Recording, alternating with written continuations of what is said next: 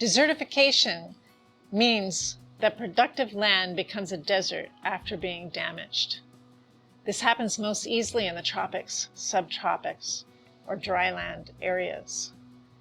If you understand how land becomes a desert, you can also reverse that process, and even better, avoid it in the first place. In the tropics, plants grow year-round. They're constantly using up nutrients in the soil, unlike temperate areas where winters allow the soil to rest and build. Jungle plants have learned to get energy from organic matter like leaves, animal manure, logs, before they even turn into soil. Usually the soil layer is thin in the tropics, only a few inches. Tropical soil stays healthy by being protected by the thick plant canopies, the dead organic matter that covers it. The lesson from nature is, keep your soil protected and covered if you're in the tropics and subtropics. That works in colder areas too. When a jungle is clear-cut, it exposes the topsoil. It can then be washed or blown away by rain or wind. If it's overgrazed, which it often is by pirate ranchers in the Amazon who've clear-cut or burnt the jungle and are grazing illegally, this can kill even the grass, and there's nothing at all to hold the soil. Then the ranchers burn down more jungle. This isn't very sustainable. After all this, there are only a few tough weeds that can grow here. The edges of the jungle where clear-cut ends are stressed by exposure to the drying winds, the weed seeds, and other pressures, and desertification continues to creep into the jungle even without further clear-cutting. Sometimes this can progress at miles per year. Clear-cutting has created permanent deserts in many areas of the world.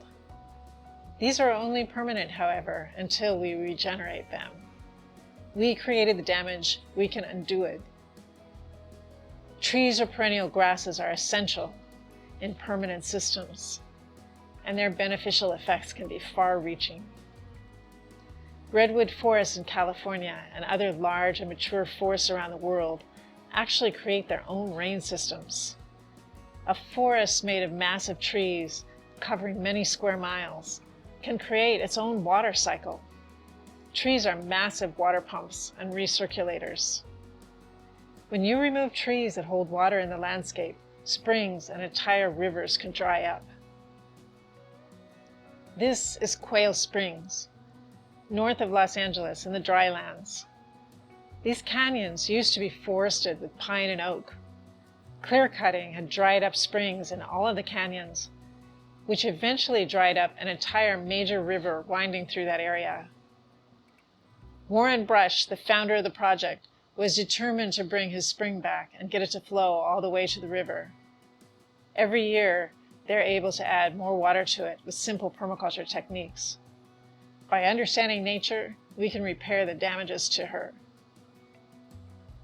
How does this apply to you in your backyard? Build living soil. Keep it covered with living mulch like these sweet potatoes, or leaves, or other mimics of the forest floor.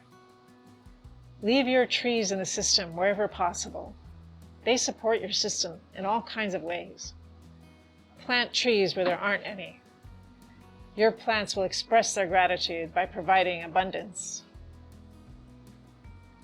On a large scale, there are several projects around the world that are inspiring examples of how permaculture principles and working with nature can reverse desertification and the damages that come with it.